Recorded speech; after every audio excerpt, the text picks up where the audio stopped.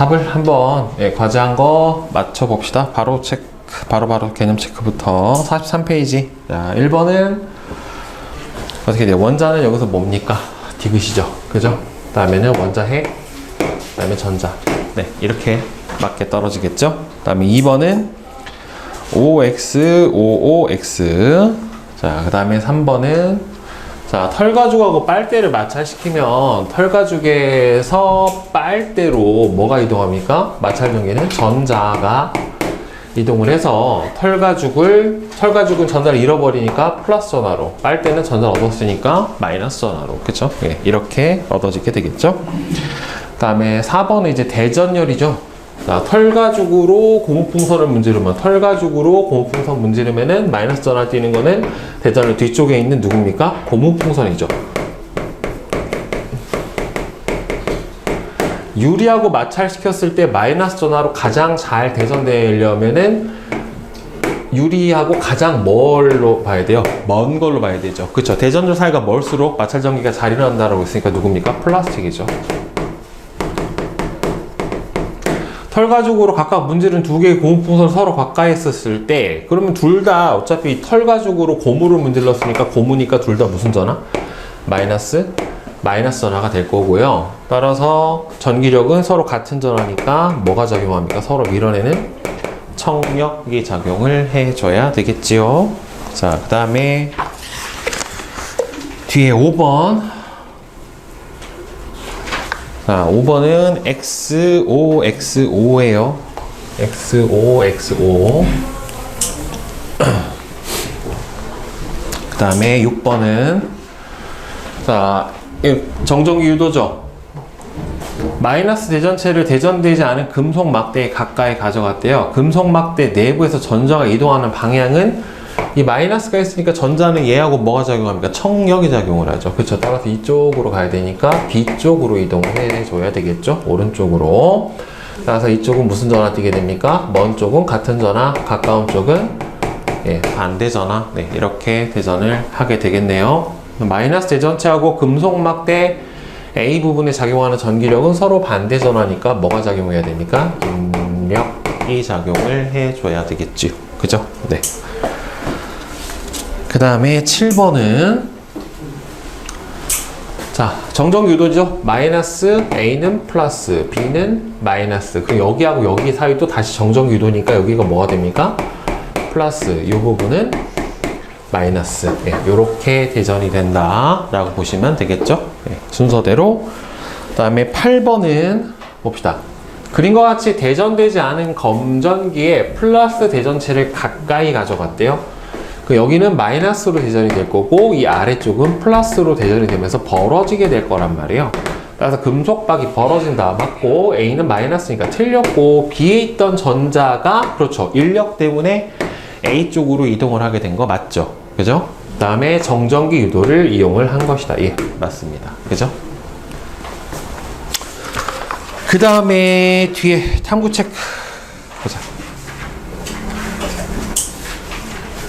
문제 한번 보자. 위 실험에 대한 설명에서 빈칸에 들어갈 알맞은 말을 쓰시오. 마이너스 대전체를 검전기의 금속판에 가까이 가져가면은 전자는 어느 쪽으로 이동합니까? 서로 무슨 힘이 작용을 하니까? 척력이 작용을 하게 되겠죠. 그쵸? 그래서 마이너스 대전체를 검전기에 가까이 가져가게 되면은 여기 있던 전자가 아래로 이동을 해서 금속박이 마이너스 금속판은 플러스 전화를 띄게 되니까 전자는 어느 쪽으로 이동한다? 금속박이라고 대답을 해줘야 되겠죠. 금속판의 전자가 금속박으로 내려오면서 두 금속박을 서로 밀어내는 힘이 작용해서 금속박은 벌어지죠.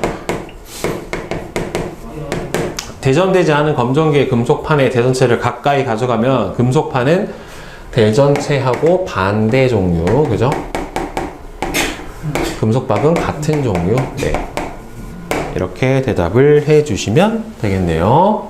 그 다음에 A 2번. 대전되지 않은 검전기의 금속판에 플러스 대전체를 가까이 하였을 때 검전기에 나타나는 현상하고 그 까닭을 서술하시오. 그럼 대전되지 않은 검전기에다가 플러스 대전체를 가까이 가져가 주면 금속판은 마이너스로 대전이 되고 금속 박은 플러스로 대전이 되면서 이렇게 벌어지게 되겠죠. 그리고 이 까닭은 뭐하고 대전체에 플러스 대전체와 검정기 내부의 전자 사이에 뭐가 작용해서? 인력이 작용해서, 그죠? 네, 인력이 작용을 해서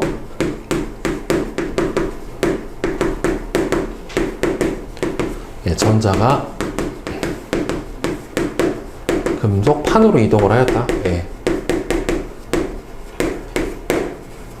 네, 이렇게 대답을 해주시면 됩니다.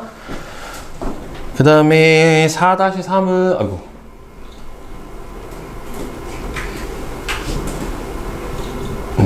그림과 같이 마이너스 전하로 대전된 막대를 대전되지 않은 검정기에 가까이 가져갔대요. 그러면 여기는 플러스가 될 거고 아래는 이렇게 마이너스가 되겠죠. 그죠? 따라서 옳은 것은 3번에 해당이 될 것 같습니다. 그죠?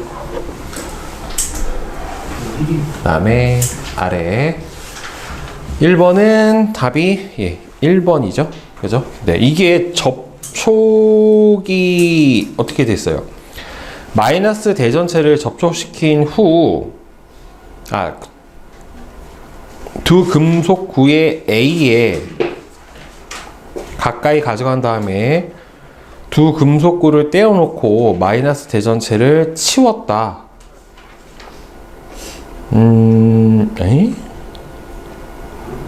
마이너스 대전체를 접촉시킨 띄어쓰기를 마이너스 대전체를 접촉시킨 두 금속구 A에 가까이 가져가면 이게 두 금속구가 붙어 있잖아요. 그쵸? 그러면은 하나로 보면 되니까 전자가 이쪽으로 가서 여기가 뭘로 대전돼요? 마이너스로 대전되고 이쪽이 플러스로 이렇게 대전이 될 거란 말이에요. 이 상태에서 두 금속구를 떼어놓고 요거를 치워버리면 결국에는 A는 플러스로 대전이 되고 B는 마이너스로 대전이 된 상태가 되니까 이렇게 끌어당기는 1번처럼 답이 나타나게 될 겁니다. 그 다음에 2번 그림과 같이 플러스 대전체를 검전기에 가까이 한 상태에서 검전기의 금속판에다가 손가락을 대면 선생님이 손가락을 대는 걸 뭐라고 그랬어요? 접지라고 얘기를 했죠.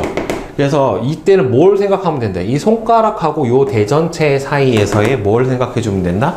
전자의 이동을 생각을 해주시면 되는 거예요. 결국에는 따라서 여기가 뭐가 돼버리면은 플러스가 돼버리면은 요 손가락에 있던 전자가 요 안으로 어떻게 된다? 들어온다라고 했었죠. 인력 때문에, 그치? 그리고 여기서 마이너스가 있으면 청력 때문에 여기 있던 전자가 손가락을 통해서 밖으로 빠져 나간다 라고 얘기를 했습니다. 따라서 전자가 들어와 버렸기 때문에 전체적으로 뭐가 많아집니까? 마이너스가 많아지는 상태가 되는 거고, 따라서 얘를 동시에 떼버리면 전체적으로 무슨 전화 띄게 된다? 마이너스 전화를 띄게 된다 라고 얘기를 했어요. 만약에 플러스 대전체 대신에 마이너스 대전체를 가까이 하면은, 그러니까 여기서 만약에 플러스 대신에 마이너스 대전체를 가까이 가져가 버리면 일단 어떻게 나타나요? 여기다가 마이너스 대전체를 가까이 가져가면은 금속 판은 플러스가 될 거고 금속 박은 뭐가 될 거예요? 이렇게 마이너스가 될 거란 말이에요. 근데 여기다가 이렇게 손가락을 이렇게 가져가면은 여기 있는 마이너스 대전체하고 선생님 여기가 플러스가 상대적으로 마이너스가 이쪽으로 가버렸기 때문에 많은 거지만 전자가 있다 없다? 있다라고 했죠. 없는 거 아니란 말이에요. 그럼 여기 있던 전자가 어떻게 돼요? 요거하고 요거 사이 뭐가 작용하니까? 청력이 작용을 하니까 손가락을 통해서 안으로 어떻게 돼요? 이번엔 들어가 버려요. 그럼 요 안에가 전체적으로 뭐가 줄어들게 돼요? 전자가 줄어들게 되는 거죠. 그러니까 정전기 유도는 전자의 총 양이 줄어드는 게 아니라 전자가 배치가 달라지는 거잖아요. 한쪽으로 전자가 몰린 쪽이 무슨 전화? 마이너스 전화. 그쵸? 전자가 몰려서 가버린 쪽은 뭐가 되는 거예요? 그러니까 이동을 해간 원래 있던 쪽은 플러스 전화가 되는 건데 이 경우는 아예 전자의 양이 변하는 거란 말이에요. 그러니까 여기는 전자가 들어오니까 전체적으로 마이너스가 많아진 거고 이 경우는 전자가 밖으로 빠져나가니까 전자가 부족한 상황이 되는 거니까 이 상태에서 떼버리면은 전체적으로 무슨 전화 띄게 돼버린다? 플러스 전화를 띄게 된다라고 대답을 해주시면 되겠죠. 따라서 마이너스 대전체를 가까이 했을 때 검정기는 어떻게 됩니까? 일단 금속박이 벌어지고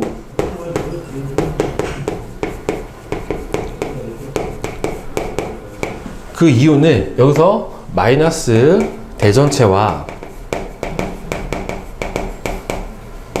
전자의 청력에 의해 전자가 손가락으로 빠져나갔다.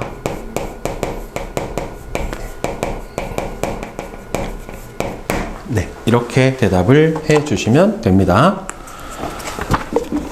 자, 그럼 뒤에 내신 콕콕 답을 맞춰 봅시다. 자, 1번은 3번, 2번에 5번, 3번에 3번, 4번은 2번, 5번에 4번, 6번에 3번, 7번에 4, 8번에 2, 9번에 1, 10번에 5, 11에 5, 12에 2, 그 다음에 13에 2, 14에 4, 15에 4, 그 다음에 16번을 보자. 그림과 같이 물체 A하고 B를 마찰을 시켰어요. 그랬더니만 전자가 어느 쪽으로 이동을 해갔습니까? 비교를 해보니까 B에서 A 쪽으로 전자가 이동을 해갔죠. 그래서 A의 전자량이 많아졌죠. 그래서 A는 무슨 전화 띄게 됩니까? 마이너스 전화 띄게 되고 B는 플러스 전화 띄게 될 거예요. 그 까닭은 어디에서? 전자가 B에서 A 쪽으로 이동을 했기 때문에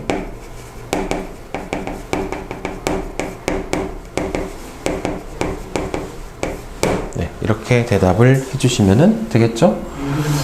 그 다음에 17번은 그림과 같이 마이너스 전하로 대전된 플라스틱 막대를 금속 막대의 A 쪽에 가까이 가져갔더니만 고무풍선이 밀려났대요.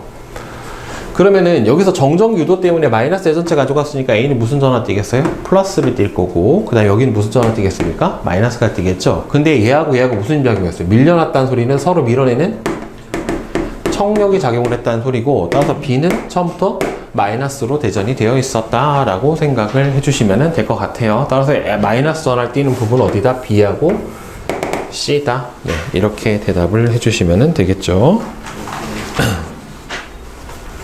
그 다음에 18번은 그림과 같이 마이너스 전하로 대전되어 있는 검전기에 전하의 종류를 알 수 없는 어떤 대전체를 가까이 했더니 금속박이 더 벌어졌대요. 그러니까 더 벌었다는 소리는 이쪽에 있는 마이너스 전하량이 아까보다 늘어났다는 소리고, 그 이유는 여기 있던 전자들이 어떻게 됐다? 이 아래쪽으로 내려왔다. 그러니까 여기서 대전체하고 전자 사이에 무슨 힘이 작용했다? 척력이 작용을 했다. 그러니까 얘는 무슨 전하를 띄고 있다? 마이너스 전화를 띄고 있다. 이렇게 대답을 해주면 되죠. 그죠? 자, 질문 있어요? 18번까지? 질문하세요. 괜찮아요. 질문.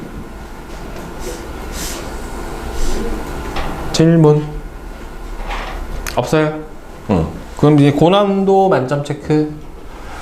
자, 1번은 2, 2번에 3, 3번에 3, 4번에 1, 5번에 5, 6번에 1번입니다. 자, 질문 없어요? 자, 전류와 전압 봅시다. 여기서 배우는 개념을 고등학교 과정에서 그대로 나와요. 그 전기가 단원이 고1 공통과학에 또 나오거든요. 예, 그때 여기서 배운 전류 전압 개념하고 오메 법칙이라고 하는 부분이 그대로 다시 한번 나오게 됩니다. 그리고 물리를 선택하면 물리에서 또 다시 한 번 더 배우게 돼요. 자, 전류하고 전압 봅시다. 자, 전류는 말 그대로 전기가 흐른다예요. 전하의 흐름이에요. 전기회로에서 마이너스 전하를 띈 자유전자가 이동해서 전류가 흐른다. 그러니까 전류가 흐르는 기본적인 원인은 뭐 때문이다? 자유전자의 이동 때문이다. 그러니까 전자 이동 때문이다 라고 하는 거죠. 그래서 도선이 전선이에요. 전선에서 전자가 이동을 하는 걸 보면은 전류가 흐르지 않을 때 보면은 이 원자 핵 사이를 전자들이 어떻게 돼요? 여러 방향으로 불규칙하게 자유롭게 움직이고 있어요. 그래서 무슨 전하라고 해요? 자유전자라고 얘기를 해줘요. 자유롭게 움직이고 있기 때문에. 근데 전류가 흐르면 어떻게 돼요? 전자들이, 여러분들 전자는 기본적으로 무슨 전하를 띠고 있으니까 마이너스 전하를 띠고 있으니까 누구하고 인력이 작용해서 플러스하고 인력이 작용을 하겠죠. 그러니까 전자는 이동하는 방향이 어디에서 어디로 이동을 해요? 플러스 전하를 띠는 플러스 극 쪽으로 이동을 해야 되기 때문에 마이너스 극에서 플러스 극 쪽으로 전자들이 어떻게 됩니까? 이동을 해주게 됩니다. 알겠죠? 전자 이동 방향은 어디에서 어디다? 마이너스에서 플러스다. 자, 그런데 전류는 어디에서 어디로 가요? 전류 방향은 플러스에서 마이너스 극 쪽으로 이동을 한다라고 해놓습니다. 그러니까 전류가 흐르게 되는 건 뭐 때문인데?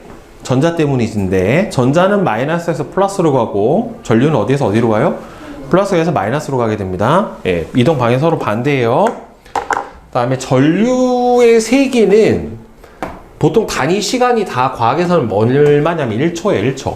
보통 1초 동안에 도선의 한 단면을, 그러니까 단면이면 이렇게 원통의 원이 나오겠죠. 한 단면을 통과하는 전하의 양, 총 전자의 양으로 단위를 뭘 써요? 암페어라고 하는 단위를 사용을 해줍니다.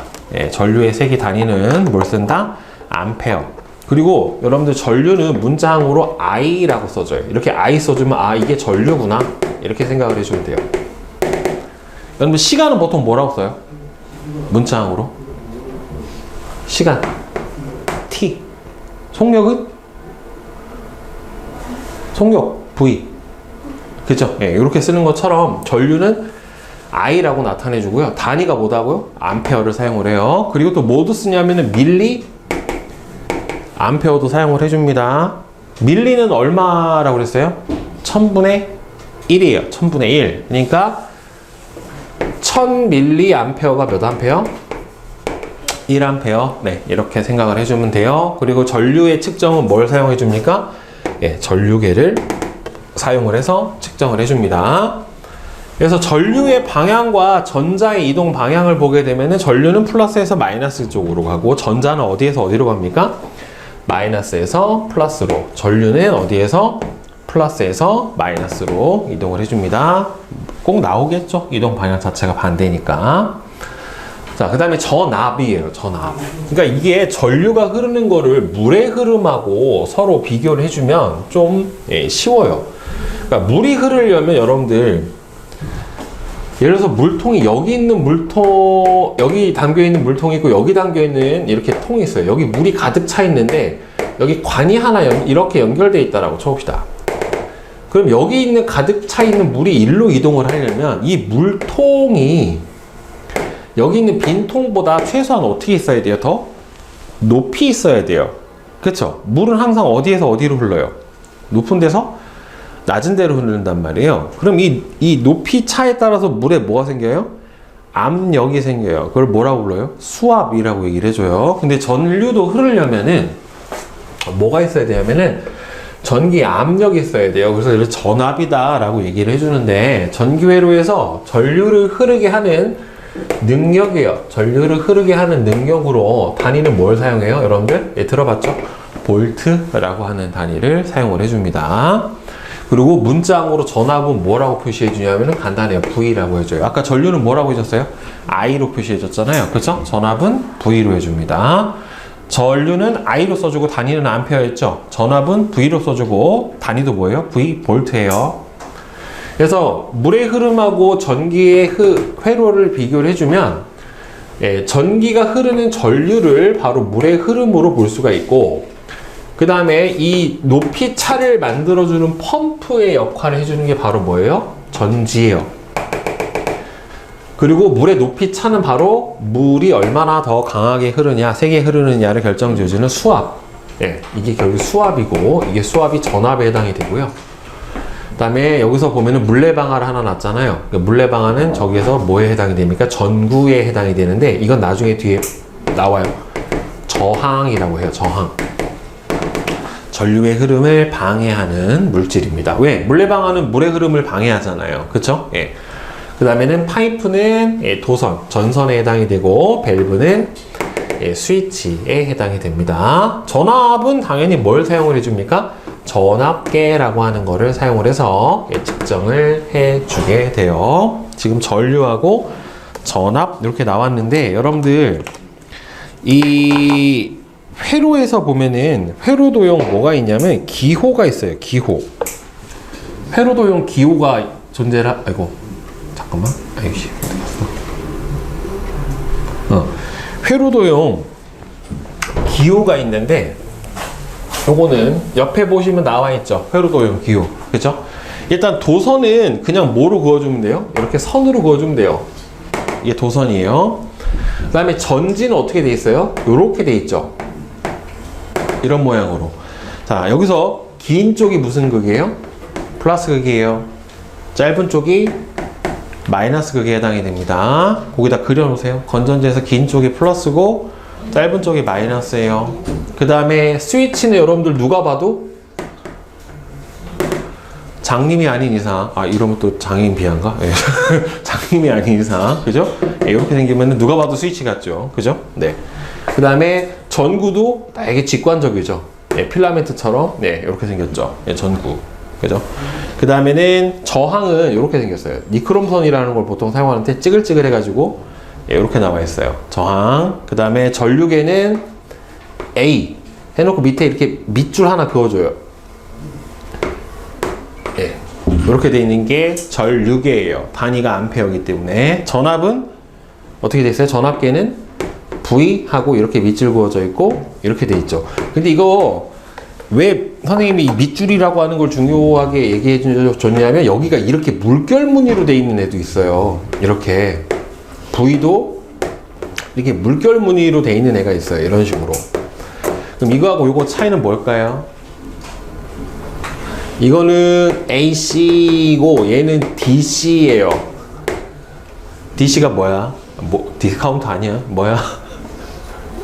이거는 여러분들 직류라고 해요. 직류. 건전지 같은 예, 직류. 그다음에 요거는 AC는 교류라고 해요. 교류. 그러니까 보통 여러분들 요 돼지코 콘센트에 꽂아 쓰는 돼지코 있잖아요. 이걸 얼터네이티브 커런트라고 하고, 이걸 다이렉트 커런트라고 해요. 약자예요. DC, AC. 이건 무슨 용? 직류용. 요거는 교류용. 근데 건전지 쓰면 다 뭐겠어? 직류예요. 전부 다. 자, 그리고 여러분들 전류계하고 전압계하고 연결해주는 방법 한번 보세요. 그게 좀 차이가 나요. 자, 여러분들 전류계는 전기 회로에 어떻게 연결해줘요? 직렬로 연결해줘요. 직렬로. 그러니까 회로 중간에다가 그냥 어떻게 연결해주면 돼요? 일직선으로 그냥 연결해주면 돼요. 이게 직렬로 돼요. 근데 전압계는 어떻게 해줘야 돼요? 전기 회로에 어떻게 연결해줘요? 병렬로 연결해줘요. 그럼 직렬로 연결하는 거하고 병렬로 연결하는 거하고 뭐가 다르냐면, 예를 들어서 봐봐요. 회로에 전구가 이렇게 있고 전구에 흐르는 전류를 알고 싶으면 어떻게 해주면 되냐면은, 요 전구하고 직렬로 연결하면 전류계가 이렇게 연결되어 있으면 이건 직렬이에요. 그냥 바로 옆에다 연결해주면 돼요. 근데 만약에 전구에 걸리는 전압을 알고 싶다. 그러면 전구하고 어떻게 연결해줘야 돼요? 병렬로 연결해줘야 되잖아요. 그러면은 어떻게 연결해줘야 되느냐? 요렇게 빼서 전압계를 요렇게 연결해주면 돼요. 이게 병렬이에요. 차이 알겠어요? 직렬은 그냥 옆에 붙여주면 돼요. 근데 병렬은 앞, 뒤로 전선을 따와서 요렇게 연결해주면 여기 뭐가 되는 거다? 병렬에 해당이 되는 겁니다. 알겠죠? 그리고 여러분 요거 할 때 전지에 뭐가 있어요? 플러스 극하고 마이너스 극이 있잖아요. 전류계 단자에도 보면은 플러스가 있고 마이너스가 있어요. 그래서 그 단자를 맞게 연결해 줘야 돼요. 그러니까 바꿔서 연결하면 안 돼요. 그리고 전압계의 플러스하고 마이너스 단자를 바꿔 연결하지 않아야 합니다. 그죠? 그리고 여기서 가장 큰 차이점이, 전류계는요 전구 없이 건전지하고 다이렉트 연결하는 즉시 어떻게 돼요? 고장나요. 타버려요. 전류계가. 그래서 여기 뭐라고 나왔어요? 전구 또는 전구뿐만 아니라 뭐도 들어가야 돼요? 전구나 저항 없이 전지에 직접 연결하면 안 돼요. 고장납니다. 알겠어요? 그런데 전압계는 전구 없이 전지에 직접 연결해도 어떻게 돼요? 가능해요. 알겠어요? 네, 저거는 직접 연결해도 괜찮아요. 그런데 전류계는 직접 연결하면 된다, 안 된다? 안 됩니다. 알겠죠? 고장나요. 당연히 물어보겠죠? 그쵸? 그럼 회로에 잘못된 거 고르는 거 같은 경우에도 전류계냐 전압계를 구분하는 것도 나올 겁니다. 당연히. 예. 자, 그 다음에 뒤에 전압과 전류의 관계 봅시다. 전압하고 전류하고는 여러분들 전압은 전류를 흐르게 하는 능력이라고 그랬잖아요. 그러면은 전압이 세면은 어떻게 되겠어요? 전압이 세면은 당연히 전류가 더 잘 흐르겠죠. 그죠? 그래서 전기회로에 걸리는 전압이 커지면 전류의 세기도 어떻게 돼요? 따라서 커집니다. 따라서 정역이 커지면 공역도 같이 커지기 때문에 이걸 뭐라 1차 함수죠. 그죠? 그래서 무슨 비례? 정비례한다 라고 얘기를 해줍니다. 즉 전류의 세기는 전압에 어떻게 해줍니까? 비례해줘요. 그래서 전압하고 전류 사이에서 전류의 세기는 어떻게 된다? 이렇게 비례하게 나타나주게 됩니다. 이게 봐봐요. 이거 근데 그래프 모양 볼 때요. 가로축, 세로축을 잘 봐줘야 돼요. 전압, 전류 그래프도 어떻게 돼요? 비례해요. 그럼 당연히 전류, 전압 그래프도 어떻게 되냐면 여기를 전류로 놓고 여기를 전압으로 놓더라도 그래프의 기울기는 어떻게 나와요? 비례로 나와요. 어차피. 알겠어요?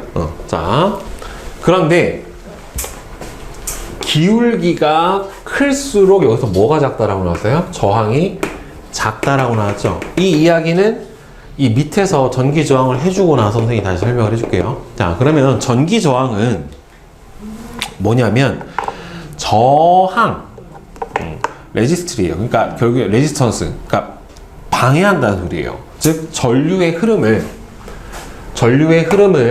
방해하는 정도로 단위는 뭘 쓰냐면 여러분들 옴이라고 하는 걸 사용해요. 저게 로마 알파벳으로 원래는 뭐라고 읽어줘요? 시계 중에 유명한 시계 있죠. 브랜드 중에. 여러분들 명품 시계 브랜드 중에 아는 거 뭐 있어? 롤렉스. 또 롤렉스? 또? 네, 오메가라고 하는 시계가 있어요. 네, 그 오메가가 바로 요거예요. 요거 오메가. 수학에서도 나중에 많이 써요. 오메가. 네, 수학에서 이렇게 오메가라고 해서 사용을 합니다. 롤렉스는 다 아네 그래도. 네, 뭐 롤렉스 태그호이어 뭐 또 뭐 있어 까르띠에 뭐 이런 거 그죠? 예. 근데 오메가라고 하는 시계도 스위스 시계 중에 굉장히 유명한 시계예요. 그래서 옴이라고 하는 단위를 사용을 해주고 여러분들 전기 저항은 문자항으로 뭐라 써냐면은 레지스턴스 앞자 써서 그냥 R 이렇게 해줘요. 전압은 볼티지 이렇게 해서 V 써주는 거예요. 그러면 전기 저항이 이제 왜 생기느냐? 도선을 따라서 이동하는 자유전자들이 도선 안에 있는 원자, 정확하게는 원자 핵이에요. 원자 핵. 원자 핵하고 가다가 충돌을 해요. 그러니까 아까 여러분들 여기 그림에서 보면은 어디갔어? 이 상태에서 전류가 흐를 때 자유전자들이 마이너스에서 플러스로 가잖아요. 근데 이때 쭉 가다 보면 여기 있는 원자 핵하고 어떻게 돼요? 빵 하고 빵, 빵, 빵, 빵, 빵 충돌한단 말이에요. 그럼 충돌하면은 가다가 원래 쭉 가야 되는데 빵 하고 튀어버릴 거 아닙니까? 방향이 튀어지거나. 원래 가려는 속도보다는 어떻게 가겠어? 느리게 갈 수밖에 없잖아요. 그렇죠? 그래서 이렇게 자유전자들이 원자 핵하고 충돌하는 과정에서 바로 뭐가 생긴다? 전류의 흐름에 방해가 생기는 거고 바로 이게 뭐가 되는 거예요? 저항이 되는 거예요. 그래서 얼마나 많이 부딪히느냐 얼마나 많이 방해를 받았느냐 이게 바로 저항값에 해당이 되는 겁니다. 자, 그래서 이 도선의 길이, 굵기와 전기 저항 사이의 관계를 보면 이게 도선이라고 하는 것보다는 그냥 저항이라고 하시는 게 더 나아요.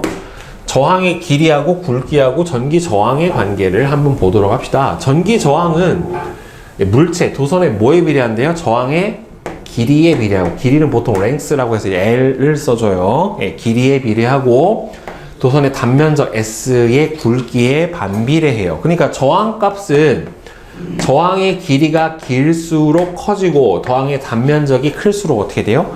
작아지는 이런 관계를 형성을 하게 돼요. 그러니까 길이가 길면 저항이 커지고 굵기가 커지면 저항값은 작아져요. 그러니까 이게 왜 이러냐면 도선의 길이가 길어지면, 그러니까 단면적이 지금 1제곱밀리미터로 똑같은데 길이가 10cm하고 20cm 보면은 길이가 2배 되니까 저항값이 몇 배 됐어요?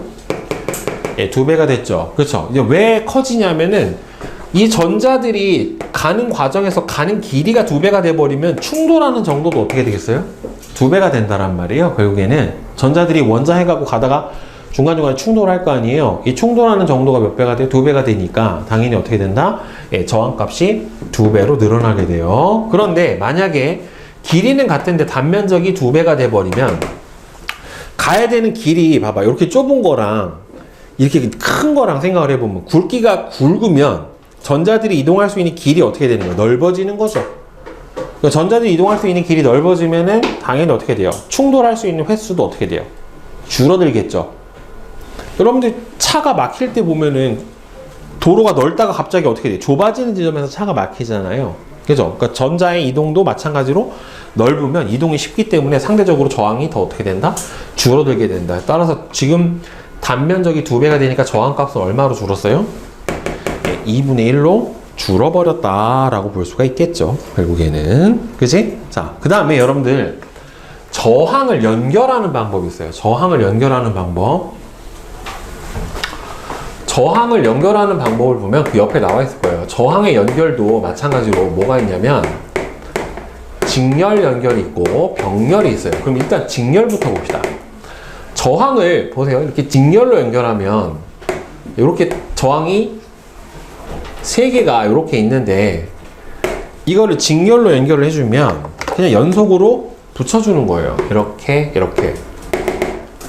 그러면 뭐가 길어지는 거야? 봐봐. 이게 저항 하나야. 근데 요 앞에 저항이 이렇게 붙었어. 그럼 전체적으로 저항이 뭐가 길어지는 거예요?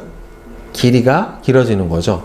그러니까 저항의 크기가 늘어나는데 길이가 늘어나는 거란 말이에요. 이렇게 돼버리면. 그러니까 지금 요 저항값을 이게 문자항으로 정리해야 돼요. 봐봐요. 첫 번째 저항을 R1, 두 번째 저항을 R2, 세 번째 저항을 R3라고 두면은 저항을 직렬 연결해주면 전체 저항값은 어떻게 되냐면 R1 더하기 R2 더하기 R3가 돼요. 그냥 다 어떻게 해주면 돼요?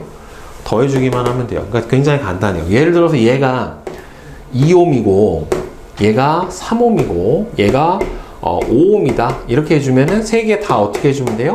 그냥 더해주면 돼요. 2 더하기 3 더하기 5가 되니까 전체 저항값은 몇 ohm? 15. 이렇게 해줘버리면 되는 겁니다. 간단하죠? 그죠? 근데 이제 저항을 병렬로 연결해주면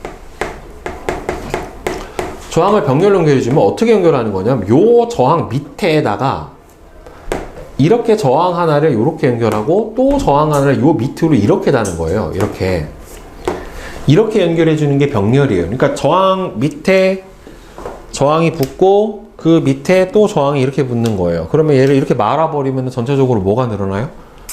굵기가 늘어나요. 그죠? 그럼 굵기가 늘어나면은 어떻게 된다고 했어요? 굵기하고 저항하고 서로 무슨 관계? 반비례 관계의 형성이 된다란 말이죠. 그러니까 요건 봐봐. 구해줄 때 어떻게 구해줘야 되냐면 자, 첫 번째 저항을 R1, 얘를 R2, 얘를 R3. 자, 이렇게 보면은 요거 좀 어려워요. 잘 봐요. 전체 저항값 어떻게 구해주냐면 R1분의 1이에요. 역수로 가져야 돼요. 역수. 자, 칠판 봐. 그럼 얘는 R1분의 1 더하기 R2분의 1 더하기 R3분의 1 이렇게 역수합으로 구해줘요. 역수합으로 구해준 게 전체 저항의 역수분의 1이에요. 처음 구해볼 거예요. 이렇게 구해보는 거. 그러니까 봐봐. 얘는 연결하면 할수록 저항값이 어떻게 돼요? 직렬은? 커져 작아져? 커지죠. 계속 늘어나니까. 그지? 근데 병렬 봐봐. 두 개만 해보자. 2ohm하고 3ohm. 원래 하나만 있으면 2ohm이에요. 근데 3ohm짜리하고 두 개를 병렬 연결하면 어떻게 되냐면은 봐봐. 2분의 1 더하기 3분의 1이 전체 저항이 역수 R분의 1이 된다란 말이에요. 그러면은 더해봐. 얼마가 돼요? 6분의 5는 R분의 1이 되겠죠?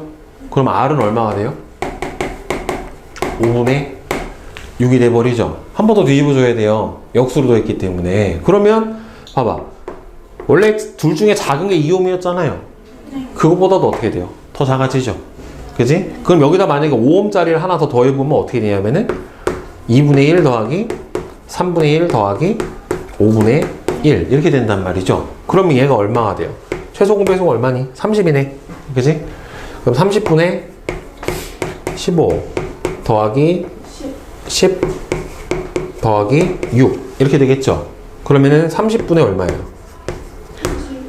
31. 얘가 뭐예요? R분의 1. 그러니까 R은 31분의 30 이렇게 되겠죠. 그러니까 아까보다 어떻게 됐어요? 더 작아졌죠. 그러니까 병렬을 연결하면 할수록 어떻게 된다? 더 작아집니다. 왜? 뭐가 넓어지는 거니까? 단면적, 굵기가 굵어지는 거기 때문에 점점 줄어들게 돼요. 알겠죠? 이게 저항 연결 방법이고 시험에 매번 나옵니다. 어렵게. 그러니까 어떻게 나오냐면은 이게 섞어서 나와요. 복합으로. 그러니까 어떤 식으로 복합으로 섞어서 나오냐면 이렇게만 내면 너무 간단하잖아. 이거 어떻게 나오냐면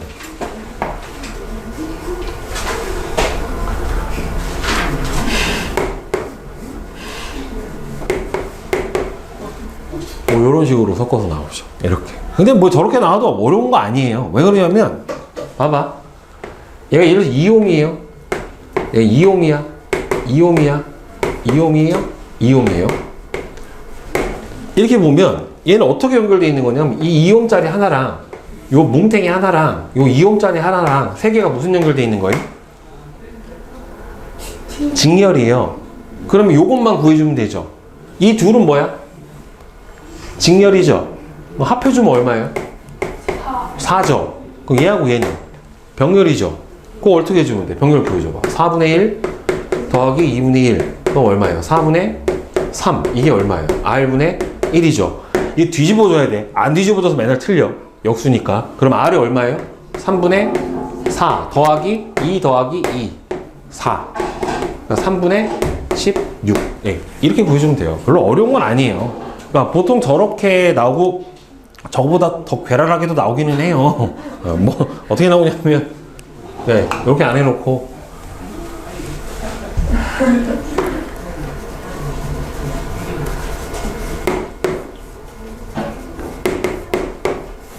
이렇게.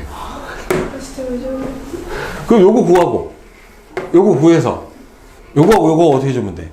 병렬. 네, 그렇게 해주면 돼요. 메커니즘은 똑같아요. 그냥 보면은 이제 쫄게 만드는 거지 그렇게 많이 어려운 건 아니에요. 네, 자 시험 문제 저렇게 나온다. 네. 자 그래서 이제 옴의 법칙이 이제 나와요. 지금 3개 배웠죠. 전압, 전류, 저항 요 3가지 배웠단 말이에요.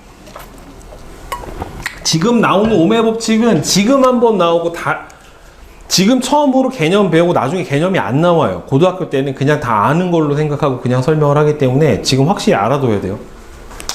자, 옴의 법칙은 도선에 흐르는 전류의 세기는 전압에 비례하고 그럼 보세요. 전류의 세기는 전압에 비례하고 전기 저항에는 반비례한다. 반비례한다는 다른 표현으로 뭐라고 해주면 되냐면은 역수에 비례한다 라고 표현을 해줘요. 그래서 합쳐주면 전류 전압에 비례 저항에 반비례니까 이렇게 돼요. 그래서 뭐가 돼요? V는 I, R 이게 가장 중요합니다. V는 I, R 그러면은 R에 대해서 바꿔주면 I분의 V가 되고 I에 대해서 바꿔주면은 R분의 V가 돼요. 자, 근데 여기서 이제 포인트가 뭐냐면 이거예요. 저항은 뭐분의 뭐야? 저항은 뭐분의 뭐예요? 전류분의 전압이죠. 여러분들 1차 함수 그래프 기울기 구할 때 뭐분의 뭘로 구해?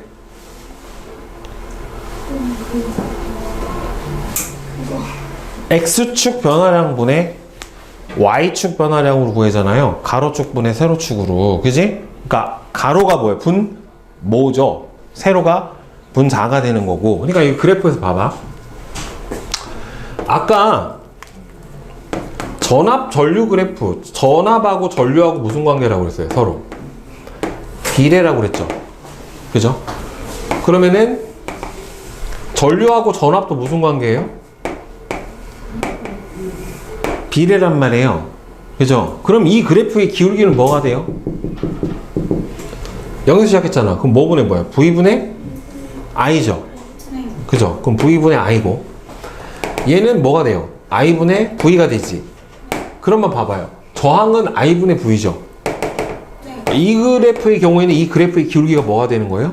저항이 되는 거예요. 따라서 그래프의 기울기가 큰 애가 뭐가 더 큰 거야? 저항이 더 큰 거예요. 가로축이 전류면. 근데 이 경우는 전압이잖아요. 그럼 V분의 I가 돼버리니까 이 경우는 뭐가 되는 거예요? R분의 1, 저항의 역수죠. 그죠? 그러니까 만약에 이렇게 돼서 여기가 R3고 R4면은 둘 중에 저항이 누가 더 큰 거야? 기울기가 작은 게 큰 거예요. 그러니까 이거 맨날 나오겠죠. 그죠? 저항이 단순히 기울기가 크면은 저항이 크다라고 얘기해 주려면 가로축이 뭐여야 돼요? 전유여야 돼요. 알겠어? 만약에 가로축이 전압으로 돼 있으면 이 경우는 저항의 역수가 돼버리기 때문에 이걸 외우지 말고 그래프의 기울기를 구해보면 돼요. 그냥 여러분들이 뭐분의 뭐야? 가로축분의 세로축이니까 아 V분의 I분의 V구나. 그러면은 V는 IR이니까 아 이건 저항이네. 기울기가 큰 게 저항이 큰 거네. 근데 얘는 아 V분의 I니까 V분의 I가 되면은 저항의 역수니까 기울기가 큰 게 저항이 작은 거네 라고 생각을 해주면 되는 거예요. 맨날 물어봐요. 따라서 여러분 이거 해석을 해주면 V는 IR이란 말이에요. 그죠? I는 뭐가 되니까 I는 R분의 V가 되니까 자 저항이 일정하면 전압하고 전류하고는 비례 관계예요. 그러니까 얘가 일정하면 얘하고 얘하고는 서로 어떻게 돼요? 비례죠. 얘가 커지면 얘가 따라 커져야 되기 때문에. 그치? 요게 고정돼 있으면 얘가 커지면 얘도 같이 커져야죠. 그래야 등식이 성립을 하니까. 그 다음에 전류가 일정할 때 얘가 일정하면, 전류가 일정하면, 얘가 값이 일정하려면 저항이 커지면 어떻게 돼요? 전압도 따라 커져야 되겠죠. 그죠? 그 다음에 여기서는 전압이 일정하면은 저항이 커져버리면은 전류가 어떻게 돼요? 줄어들어야죠.